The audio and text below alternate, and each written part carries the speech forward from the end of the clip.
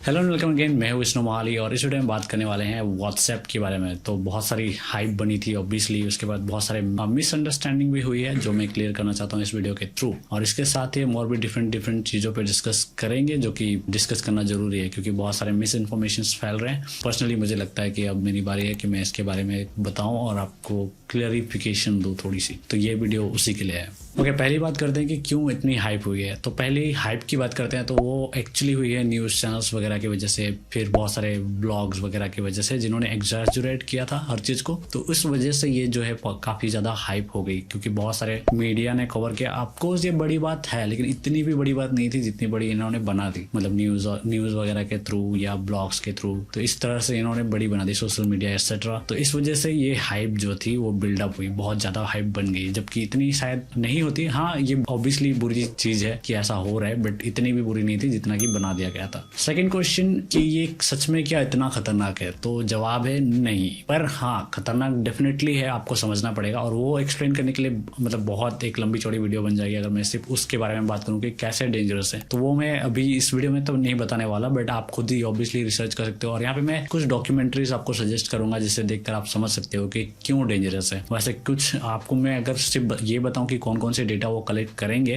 तो आपको लगेगा कि डेंजरस नहीं है, लेकिन एक्चुअल में है। वो आपको समझने के लिए बहुत ही डीप जाना पड़ेगा जो कि इस वीडियो पे हम नहीं कर सकते, बट अगर आप चाहो तो मैं किसी वीडियो में एक्सप्लेन भी कर सकता हूँ इसके बारे में। अब बात करते हैं कि आखिर हो क्या रही है, मतलब रियल में क्या होने वाली है। ये पॉलिसी जब अपडेट होगी यानी कि करते हैं यानी कि एक्सेप्ट करते, तो उससे क्या होता है कि आपके जितने भी फोन पे मेटा डेटा है और बैटरी लेवल, फोन की मॉडल कौन सी है, फोन नंबर्स वगैरह वगैरह, तो जितनी भी डेटा है वो अपलोड होती फेसबुक के डेटाबेस में और फेसबुक उसे इस्तेमाल करता। तो ये होने वाली थी। तो बहुत लोगों का मिसकंसेप्शन ये था कि मैसेजेस रीड होंगे, बट ये ऐसा नहीं होने वाला। मैसेजेस अब भी इनक्रिप्टेड रहेंगे और मैसेजेस व्हाट्सएप नहीं पढ़ेगा। बट डेफिनेटली ये मैं सिर्फ उनके बातों के हिसाब से या पॉलिसीज के हिसाब से बता रहा हूँ, और हो सकता है वो कर सकते हैं ऐसा कुछ कि तब भी मैसेजेस पढ़े वगैरह। तो वो उसकी जिम्मेदारी मैं नहीं ले सकता। ऑब्वियसली फेसबुक उतनी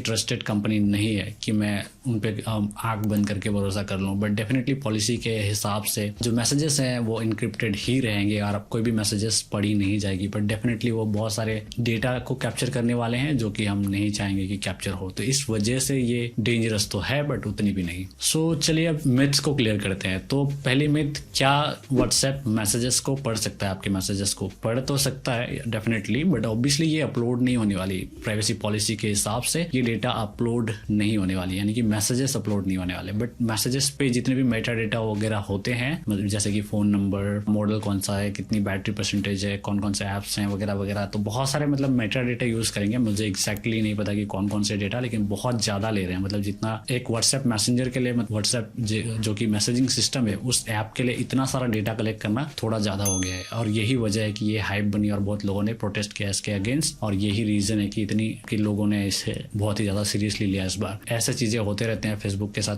कई बार हुई है। गूगल भी हमारा बहुत सारा डेटा लेता है, बट कोई इतना नहीं भड़का था जितना व्हाट्सएप के केस में भड़का, क्योंकि बहुत ज्यादा डेटा ले रहे हैं सिर्फ एक मैसेजिंग ऐप के लिए। तो ऑब्वियसली लोगों का भड़कना जाहिर था। डेफिनेटली ये अच्छी बात तो नहीं है। बाय द वे आपको बता दूं कि 2014 में फेसबुक ने जब व्हाट्सएप को एक्वायर किया था, या उससे पहले भी एक्वायर किया था, मुझे एग्जैक्ट ईयर तो नहीं याद है, बट 2014 में फेसबुक ने कहा था कि हम व्हाट्सएप की डेटा को कभी भी फेसबुक के साथ शेयर नहीं करेंगे। तो उन लोग ने ये कहा था ऑफिशियली, और जबकि हमें ऑब्वियसली पता है कि ये होने नहीं जा रहा, इसके ठीक उल्टा होने जा रहा है फिलहाल। लेकिन उससे भी इंटरेस्टिंग बात ये है कि 2016 में उनके ऊपर केस हुआ था फेसबुक के ऊपर कि वो डेटा शेयर कर रहे हैं, व्हाट्सएप से ऑलरेडी डेटा शेयर कर रहे हैं अपने फेसबुक के डेटाबेस में बेसिकली। तो उन लोग ऑलरेडी डेटा कलेक्ट कर रहे थे व्हाट्सएप के थ्रू और उनके ऊपर केस हुई थी, उन्हें फाइन लगा था। तो उसके बाद उन्होंने कुछ एक्सक्यूज दे दिया कि मतलब कुछ ग्लिच वगैरह की वजह से हो रहा था या कुछ और वजह से हो रहा था, इंटेंशनली नहीं किया था, यह कहकर उन्होंने उसे टाल दिया। बट डेफिनेटली मुझे इस बात पे कोई भरोसा नहीं है। मतलब फेसबुक जो कंपनी बड़े बड़े स्कैम कर चुका है, जैसे कि कैम्ब्रिज एनालिटिका, ये सबको पता है। तो इस तरह के स्कैम करने वाले कंपनी पे मैं डेफिनेटली ट्रस्ट नहीं करता, तो मैं उनके बात को नहीं मानता। मुझे लगता है कि उन लोग जानबूझकर ही डेटा कलेक्ट कर रहे थे।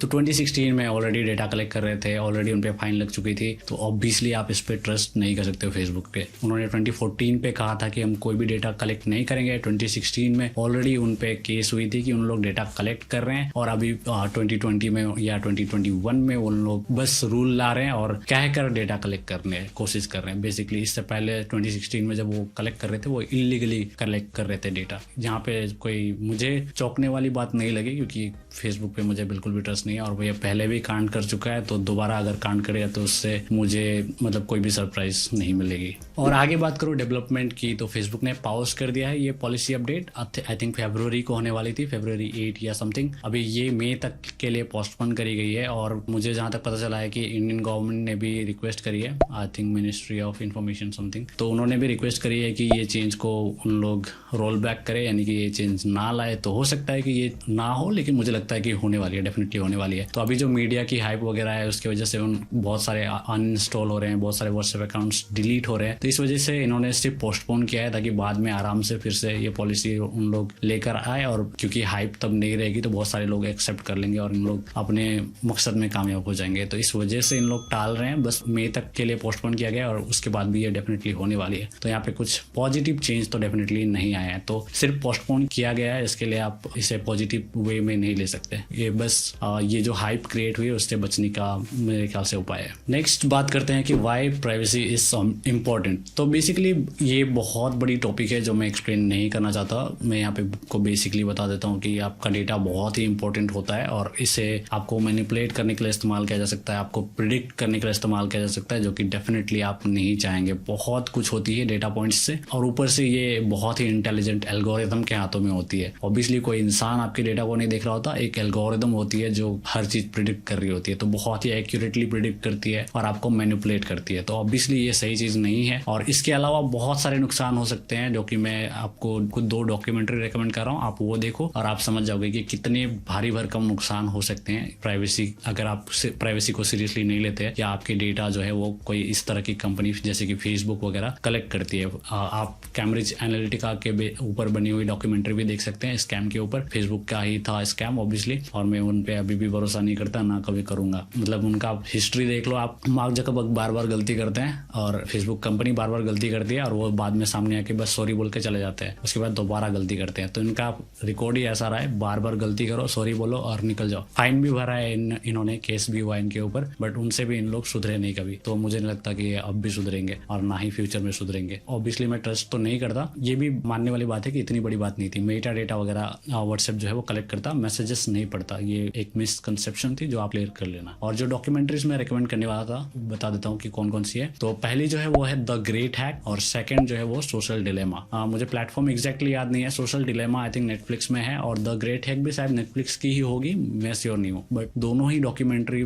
आप देख लेना, आप समझ जाओगे। पहली वाली जो द ग्रेट हैक है वो कैम्ब्रिज एनालिटिका वाली जो स्कैम हुई थी उसके ऊपर बेस्ड है, और सोशल डिलेमा आपको एक सोशल मीडिया की एल्गोरिदम वगैरह के बारे में एक्सप्लेन करती है, या आपको समझाने में हेल्प करती है। प्लस यहाँ पे स्टोरी टेलिंग की तरह या विजुअली एक्सप्लेन करने की कोशिश करी गई है, तो आपको इजीली समझ में आएगा। मैं एक्सप्लेन करूंगा तो वो बहुत ही ज्यादा टिकी हो जाएगी और आपको शायद समझ में ना आए। तो आप इन सोर्स को देख सकते हैं अगर आपको समझना है कि आपके डेटा को कलेक्ट करने से क्या नुकसान हो सकता है। नेक्स्ट बात करते हैं कि how can you protect yourself. तो ऑब्वियस सी बात है कि हम हर चीज नहीं छोड़ सकते। फॉर एग्जाम्पल मेरे केस में फेसबुक मेरे लिए एक बिजनेस अकाउंट है, हालांकि ऑब्वियसली वो मेरी प्रोफाइल है, बट फिर भी वो मैं बिजनेस के लिए, मार्केटिंग के लिए यूज करता हूँ। तो ऑब्वियसली मैं उसे क्विट नहीं करने वाला। वैसे ही बहुत सारे लोग होंगे जो व्हाट्सएप क्विट नहीं करने वाले, चाहे कितनी भी बड़ी लोग क्यों ना आ जाए, कितनी भी डेटा क्यों ना ले जाए, बहुत सारे लोग छोड़ने वाले नहीं है। सिचुएशन ऐसी रहने वाली। फॉर एग्जाम्पल गूगल भी डेटा कलेक्ट करता है, लेकिन कोई भी गूगल का अकाउंट डिलीट नहीं करने वाला। और दूसरी पॉइंट ये भी है कि गूगल पे लोग ट्रस्ट करते हैं। उनके केस में ये बड़ी बड़ी स्कैम बार बार नहीं हुई है, बट बार बार नहीं हुई, जिस वजह से लोग थोड़ा सा ज्यादा ट्रस्ट करते हैं गूगल पे फेसबुक के मुकाबले। इस वजह से गूगल के बारे में ज्यादा बात होती नहीं है, जबकि वो भी डेटा कलेक्ट करते हैं और दूसरे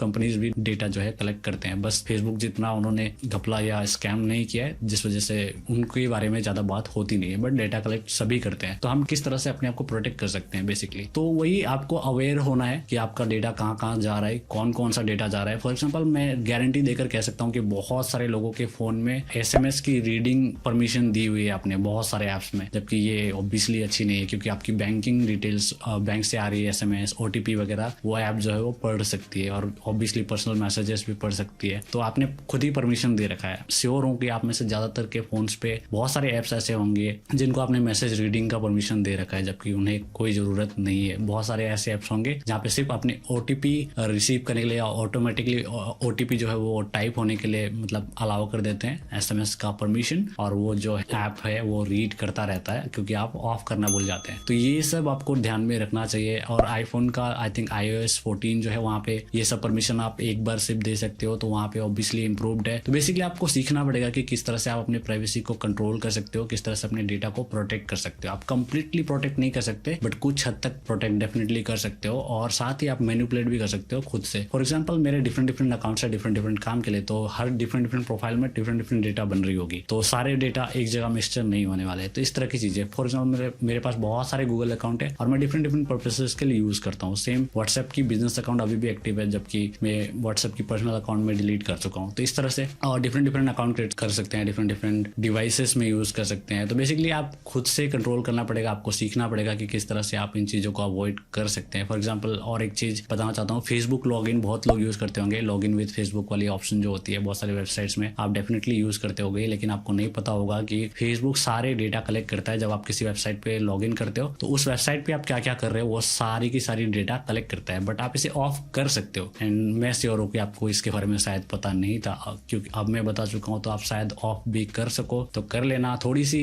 फिर उसके बाद फेसबुक भी फोर्स करता है, आपको एक बार में लॉगिन करने का ऑप्शन नहीं देता, बार बार आपको पूछता रहेगा कि ट्रैक करने के लिए मतलब ऑप्शन एक्सेस मांगता रहेगा, आपको एक्सेप्ट करने के लिए कहता रहेगा बार बार, और आपको वो स्किप करते रहना है। तो ये उन लोग इरिटेट करते हैं ताकि आप एक्सेप्ट कर लो और उन लोग वहां से भी डेटा कलेक्ट करें। तो अगर आप ऑफ कर भी देते हो तो उन लोग इरिटेट करेंगे आपको कि ये जो है इनेबल कर दो, बार बार पॉपअप आती रहेगी उसकी। तो ये होती है, लेकिन ऑब्वियसली मेरी ऑफ करी हुई है और साथ ही मैं कभी भी इनेबल नहीं करता, चाहे कितनी भी पॉपअप दिखा लो। तो यही है, आपको खुद से प्रोटेक्ट करना सीखना पड़ेगा और सीखना पड़ेगा कि कहाँ से आप किस तरह से कंट्रोल कर सकते हो। हर प्लेटफॉर्म पे डिफरेंट चीजें होंगी, डिफरेंट तरह से आप प्रोटेक्ट कर सकते हो। बेसिकली आपको सीखना है कि किस तरह से आप अपने आप को प्रोटेक्ट कर सकते हो पर प्लेटफॉर्म, और वो चीजें आपको इंप्लीमेंट करनी चाहिए। और एक चीज जो यहाँ पे बेटर हो सकती है मेरे हिसाब से वो है कि प्राइवेसी रूल्स आ सकती है कंट्री में अच्छी, जैसे कि GDPR रूल्स है EU के एरिया में, तो वहाँ पे आपको GDPR का रूल मिल जाता है, जिसकी वजह से वहाँ पे व्हाट्सएप जो है डेटा आई थिंक कलेक्ट नहीं करेगा, या वहाँ पे डिफरेंट पॉलिसी है। अगर आप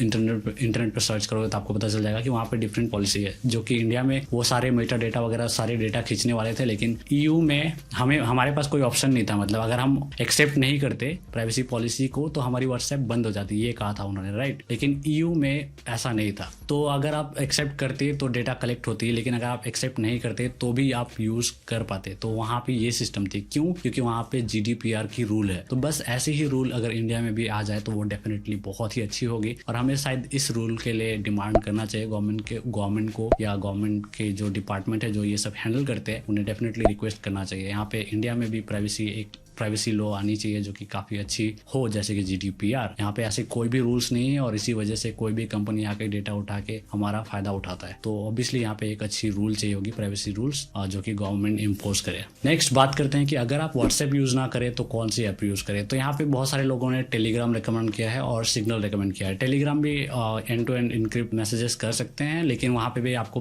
पर्सनली इनेबल करना पड़ता है अगर आप इनक्रिप्टेड मैसेजेस सेंड करना है तो। और सिग्नल की बात करूँ तो वो नॉन प्रॉफिट ऑर्गेनाइजेशन है, ऑब्वियसली अभी सबसे ज्यादा सिक्योर प्लेटफॉर्म है, और इसी वजह से सिग्नल पे बहुत सारे लोगों ने ट्रांसफर किया, मैंने भी किया हुआ है। तो बहुत सारे लोग वहाँ पे गए हैं और डेफिनेटली वो बहुत ही अच्छी प्लेटफॉर्म है। और यहाँ पे भी मैं एक मिथ क्लियर करना चाहूंगा कि बहुत लोगों को लगता है कि व्हाट्सएप का ही फाउंडर वहाँ पर है तो इस वजह से वो भी सिक्योर नहीं होगा। तो मैं बता दूं कि व्हाट्सएप का जो फाउंडर है वो व्हाट्सएप को सेल करने के बाद वहां से बाहर इसलिए निकला था क्योंकि मार्क जकरबर्ग का आइडिया, ये मोनेटाइजेशन, डेटा कलेक्शन, ये सब मुझसे पसंद नहीं आया था, इसलिए ही उसने छोड़ा व्हाट्सएप को और उसके बाद सिग्नल ऐप को डेवलप करी। तो और एक क्वेश्चन ये भी हो सकता है कि उसने फिर बेचा ही क्यों व्हाट्सएप, तो उसके बारे में पढ़ लेना। ये कभी भी बाहर नहीं आती ये सब चीजें, बट रॉन्गफुली परचेस करते हैं ये सब कंपनी, जब बड़े बड़े टेक जेंट्स है रॉन्गफुली परचेस करते हैं। तो आप एक तरह से फोर्स्ड हो जाते हो सेल करने के लिए, और वैसा ही कुछ हुआ था। ये ऑफिशियली आपको शायद देखने को ना मिले, बट अगर आप रिसर्च करो तो आप समझ जाओगे। गूगल ने भी कुछ कंपनीज के साथ ऐसा किया था, आई थिंक अमेजोन का भी होगा, मुझे नहीं पता, बट ये सब चीजें भी होती है और वैसा ही कुछ होकर जो है व्हाट्सएप परचेस करी गई थी और इस वजह से उन लोग ने सेल कर दिया था। और अभी सिग्नल जो है वो डोनेशन पे चल रही है। इलोन मस्क ने भी काफी अच्छा खासा डोनेशन दिया है, उसके बाद और भी शायद डोनेशंस मिलते रहेंगे और सिग्नल ऐप जो है अभी